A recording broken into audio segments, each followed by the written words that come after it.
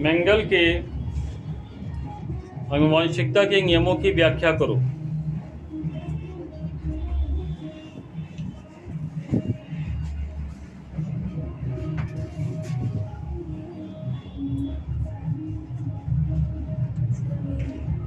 मेंगल के आनुवंशिकता के नियमों की व्याख्या करो।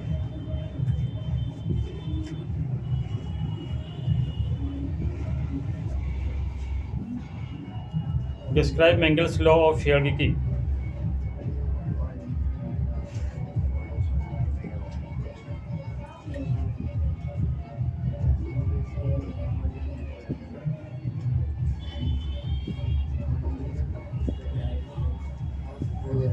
मेंगल के आनुवंशिकता के नियमों की व्याख्या करो। क्वेश्चन ये अलग अलग तरीके से पूछा जाता है। काफ़ी बड़ा टॉपिक हमें दिया है पढ़ने को। क्वेश्चन अगर लॉन्ग में आएगा तो पूरा आ जाता है, शॉर्ट में भी आता है तो फिर रूल्स 1, रूल्स 2, रूल्स 3 अलग अलग भी पूछे जाते हैं। ठीक है ना? तो हर तरह से आपको प्रिपेयर रहना होगा यहाँ पर।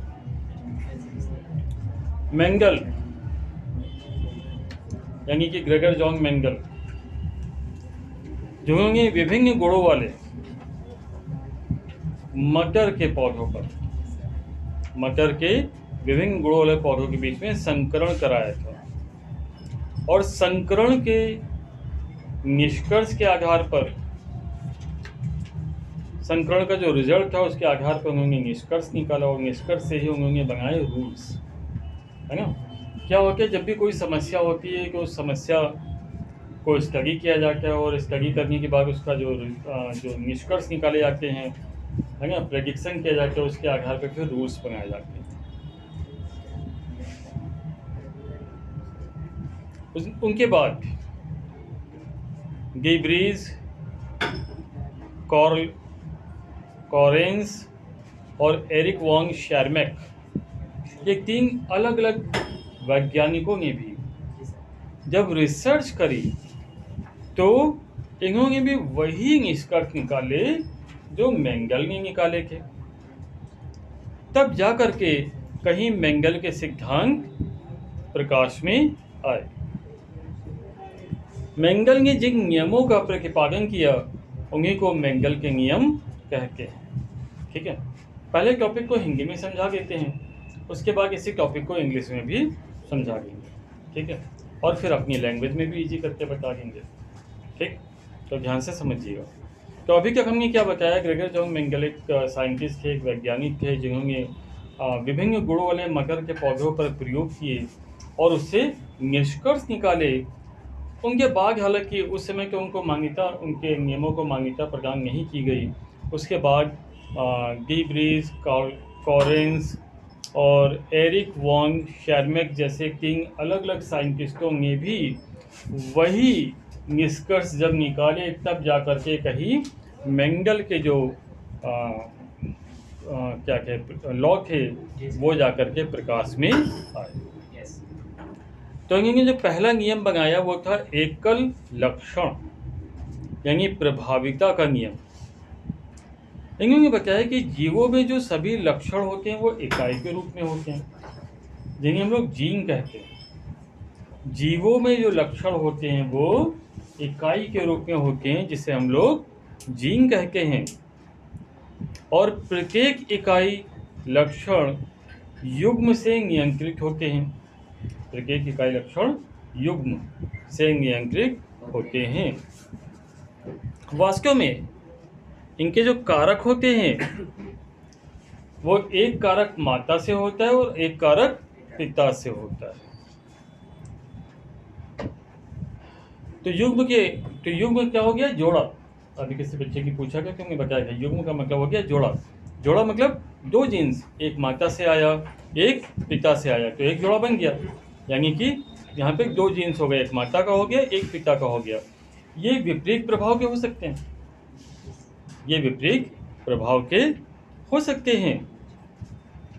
अब ये हो सकता है कि उनमें से एक जीन अपने प्रभाव को प्रकट करे और दूसरा जीन छिपा रहे। ठीक है ना? क्योंकि विपरीत लक्षणों के बीच में संकरण कराया जाता है कि उनकी संतानों में एक ही लक्षण प्रकट होगा जो लक्षण प्रकट होगा उसे प्रभावी लक्षण कहेंगे, और जो प्रकट नहीं होगा उसे अप्रभावी लक्षण कहेंगे। जो प्रकट हो गया वो प्रभावी, जो नहीं प्रकट हुआ वो अप्रभावी। क्लियर हो गया? Yes sir. अब यहाँ पे हमने क्या बताया, एक बार फिर से रिवाइज कर देते हैं। क्वेश्चन मोस्ट इंपॉर्टेंट है और आता जरूर है बायो में हर साल। संग 14 से हम देखते चले आ रहे हैं इसको, और 14 से लेकर के 24 तक ये हर साल आया हुआ है। 25 में भी आएगा, आप लोग 25 में एग्जाम देने जा रहे हैं, तो मोस्ट इम्पॉर्टेंट है।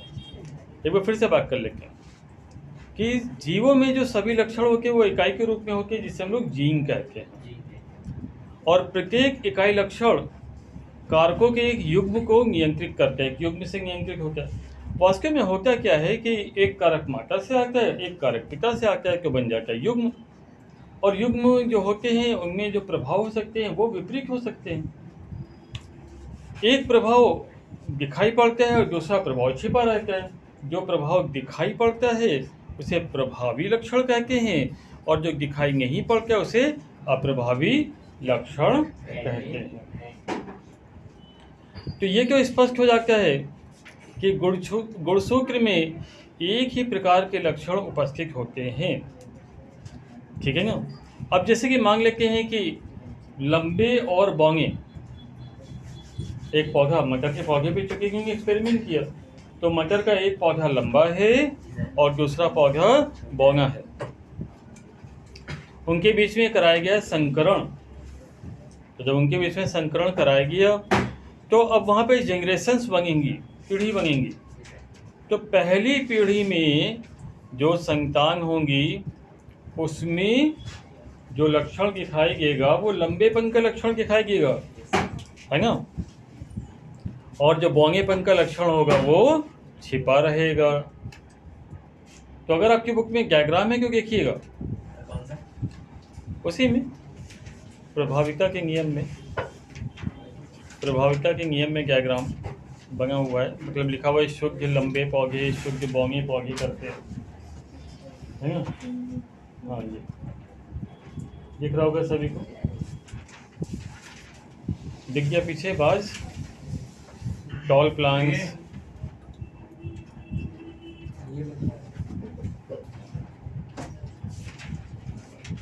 अब टॉल प्लांट्स को मांग लिया गया है कैपिटल की में, और जो बौंगे पौधे हैं उनको मांग लिया गया है स्मॉल की में, ठीक है। अब इनके बीच में संकरण कराया गया कि सभी पौधे जो होंगे वो लंबे पौधे होंगे, ठीक। ये पहला नियम था प्रभाविता का नियम। दूसरा नियम आते हैं पृथक्करण का नियम।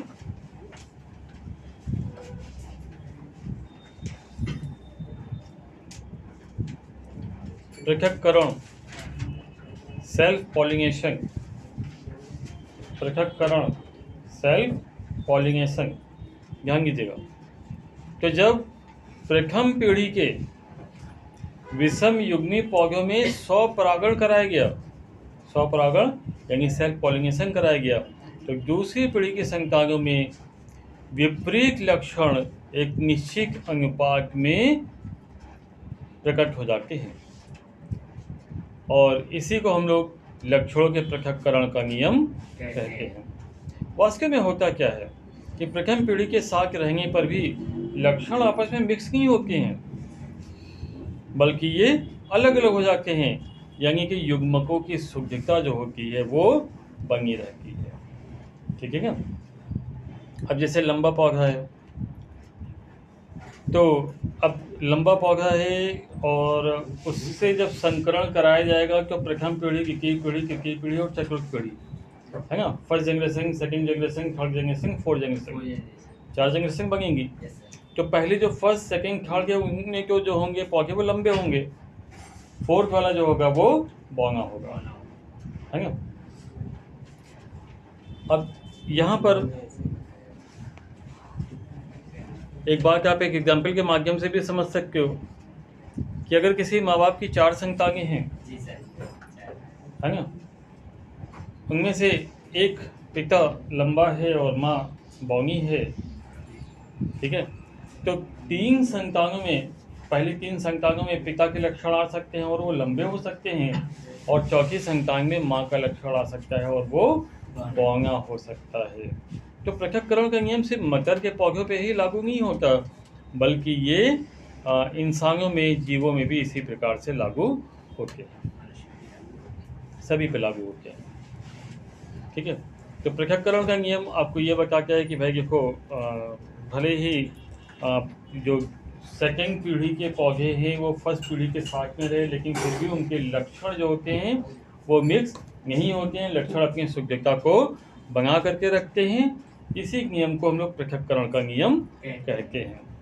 ठीक है, इसमें 4 जनरेशन होती हैं, तो 3 जनरेशन में लंबेपन का जो गुण है वो आएगा और चौथी जनरेशन में बौनेपन का गुण आएगा। तो यहाँ पे जो रेशियो बन जाता है वो 3 पीढ़ियों में लंबेपन का, जिसमें से पहली पीढ़ी जो होगी वो शुद्ध लंबी होगी, क्योंकि 5% शुद्ध लंबे होंगे, 50% जो होंगे वो लंबे होंगे, वो शुद्ध लंबे नहीं होंगे, वो लंबे होंगे, और लास्ट के 20% होंगे वो शुद्ध बौने होंगे। यानी कि जो रेशियो बन जाएगा वो 1:2:1 का बनेगा। क्लियर है? स्वतंत्र अव्यूहन का नियम, अब ये क्या कहता है? स्वतंत्र अव्यूहन का नियम, जब 2 लक्षणों के लिए 2 जोड़ा विपरीत प्रभाव वाले पौधों के बीच में संकरण कराया जाता है, विपरीत प्रभाव वाले पौधों के बीच में संकरण कराया जाता है, तो इन लक्षणों का पृथक्करण स्वतंत्र रूप से हो जाता है, अर्थात एक लक्षण दूसरे को प्रभावित नहीं करता है। तो गुण जो होते हैं वो स्वतंत्र रूप से मूव करते हैं, इसी को हम लोग स्वतंत्र अव्यूहन का नियम कहते हैं। जैसे गोल और पीला जो मटर के पौधे होने के लिए, एक तो गोल बीज वाला, दूसरा झुर्रीदार बीज वाला, एक पीला मटर का पौधा और दूसरा हरा मटर का पौधा। ठीक है ना? तो पहले वाले में क्या हुआ, दोनों प्रभावी लक्षण थे, और दूसरे वाले में क्या हुआ, दोनों अप्रभावी लक्षण थे। एक प्रभावी हो गया, एक अप्रभावी हो गया। अब इससे जनरेशन बनी, पहली वाली तो गोल व पीले दोनों प्रभावी हो गए, दूसरे वाले में गोल व हरे, तो पहला प्रभावी है, दूसरा अप्रभावी है, तीसरा झुर्रीदार पीले, यानी पहला अप्रभावी दूसरा प्रभावी, और चौथा झुर्रीदार व हरा, यानी दोनों हो गए अप्रभावी। तो इस नियम को हम लोगों ने क्या बोला, स्वतंत्र अव्यूहन का नियम। इसका जो रेशियो बनता है वो 9:3:3:1 बनता है, 9:3:3:1। अब आ जाके हम लोग इंग्लिश में इसी टॉपिक को,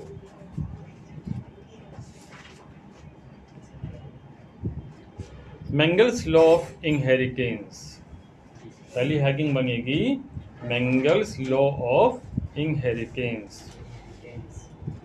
यानी कि मेंगल का आनुवंशिकता का नियम।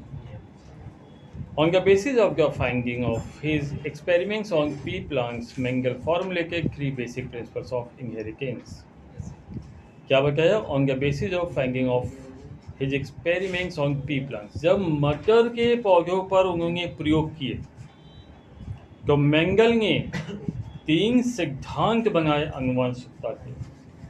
जब मटर के पौधों पर मेंगल ने प्रयोग किए तो मेंगल ने 3 सिद्धांत बनाए आनुवंशिकता के। These are law of dominance, और ये सिद्धांत है लॉ ऑफ डोमिनेंस, यानी कि प्रभाविता का नियम, लॉ ऑफ डोमिनेंस प्रभाविता का नियम, लॉ ऑफ सेग्रेशन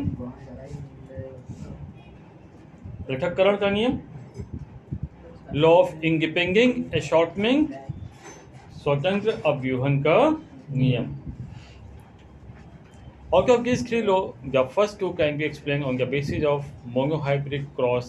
इन 3 नियमों में से पहले 2 नियम को हम लोग मोनोहाइब्रिड क्रॉस के माध्यम से डिस्क्राइब कर सकते हैं।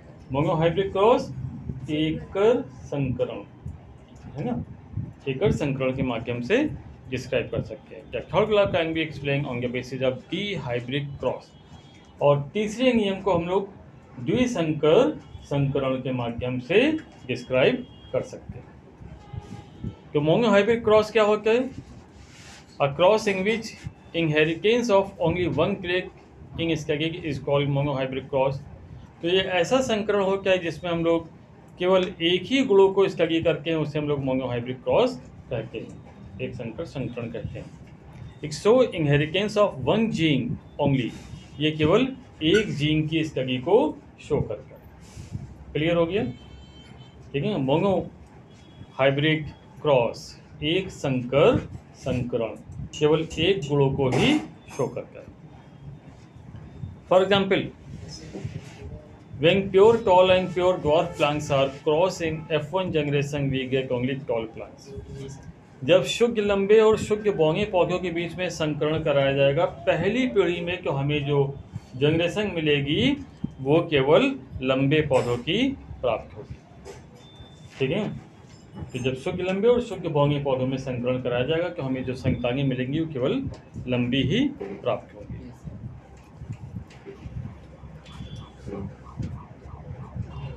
तो लॉ ऑफ डोमिनेंस, अब लॉ ऑफ डोमिनेंस यानी कि प्रभाविता का नियम की बात करें।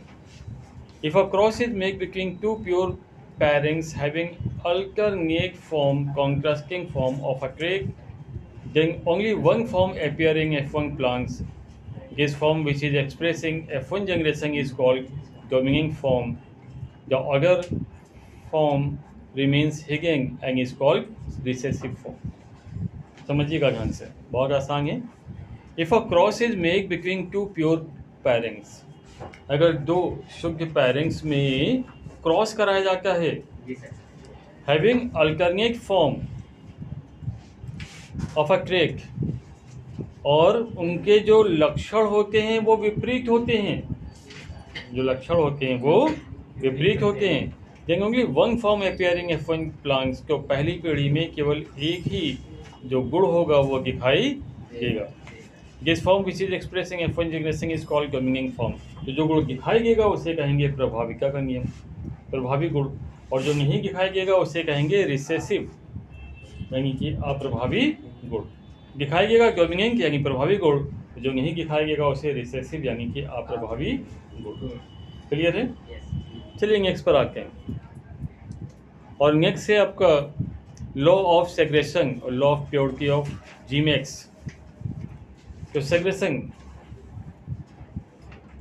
यानी कि पृथक्करण का नियम है ना, लॉ ऑफ सेग्रेशन पृथक्करण का नियम।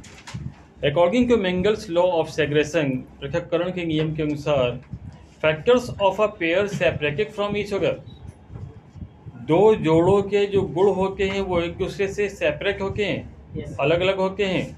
ड्यूरिंग जीमेक फॉर्मेशन, जब जीन्स का फॉर्मेशन होता है, एंड जीमेक रिसीव अ सिंगल फैक्टर, और जीमेक जो होते हैं वो सिंगल फैक्टर को रिसीव करते हैं।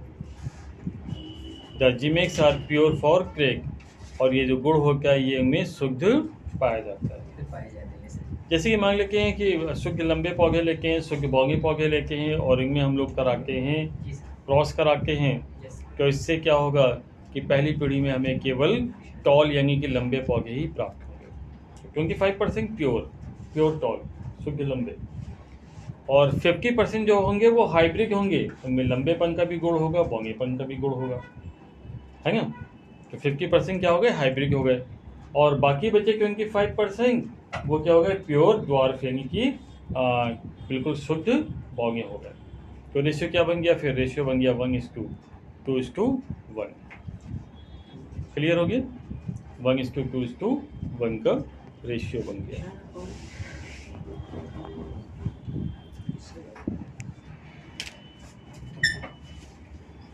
फिर लास्ट लॉ आता है आपका लॉ ऑफ इंडिपेंडेंस असॉर्टमेंट, स्वतंत्र अपव्यूहन का नियम। ध्यान से सुनिएगा। This law states that we consider the inheritance of two genes at a time.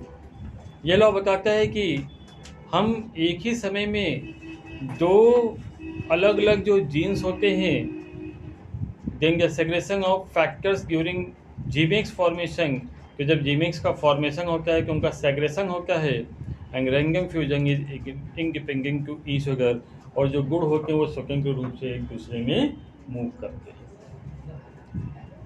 तो यहाँ पे इन्होंने क्या किया था मेंगल ने कि पीले येलो कलर वाले जो इन्होंने सीड्स लिए थे, तो येलो कलर जो होता है वो डोमिनेंट होता है और जो ग्रीन कलर होता है वो रिसेसिव होता है, ठीक है।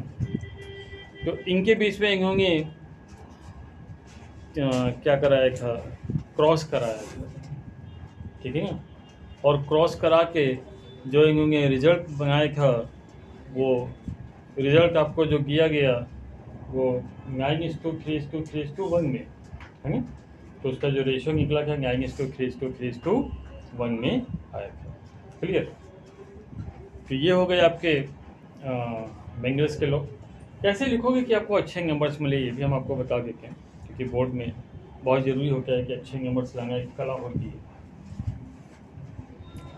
तो सबसे पहले जो बीचों बीच में हैगिंग डालोगे मेंगल्स लॉ ऑफ इनहेरिटेंस, ठीक है ना। तो मेंगल की आनुवंशिकता के नियम, पहला पैराग्राफ इंट्रोडक्शन में लिखोगे, जैसा कि हमने आपको बताया था कि मेंगल के बारे में बताओगे कि उन्होंने किस प्रकार से किस पौधे पर प्रयोग किए और कौन कौन से नियम बनाए। तो कौन कौन से नियम बनाए वो गैस करके फर्स्ट सेकंड थर्ड करके नियम पहले लिख दोगे। फिर फर्स्ट नियम का जो आपकी हैगिंग थी वो हैगिंग आप डालोगे। फर्स्ट नियम की हैगिंग क्या थी, प्रभाविका का नियम, है ना। तो फर्स्ट हैगिंग प्रभाविका का नियम, उसको डिस्क्राइब कर दोगे। और जो चार्ट हमने बताया हुआ है, चार्ट आप बना दोगे, शुद्ध पौधे लंबे पौधे का कैपिटल की करते हो, स्मॉल की करते हो, ठीक। उसके बाद दूसरी हैगिंग डालोगे पृथक्करण का नियम, उसको डिस्क्राइब करोगे और फिर उसका चार्ट बना दोगे जिसमें 4 जनरेशन बताई। पहली जनरेशन में शुद्ध लंबे पौधे, फिर दूसरे किसी में हाइब्रिड और चौथे में शुद्ध बौने पौधे। तो क्या बताया, 1:2:2:1 का रेशियो बताया, वो डिस्क्राइब कर दोगे। किसी में स्वतंत्र व्यूहन का नियम, जिसमें जो जीन्स होते हैं वो क्या करते हैं, स्वतंत्र रूप से एक दूसरे में मूव करते हैं, ठीक है ना। तो उसको डिस्क्राइब कर दोगे। वहाँ पर जो आपका पीले और हरे पौधे, जो बीज वाले पौधे पर इन्होंने एक्सपेरिमेंट किया गया, उसको डिस्क्राइब करोगे। वहाँ पे जो रेशियो आएगा वो 9:3:3:1 आएगा। क्लियर है।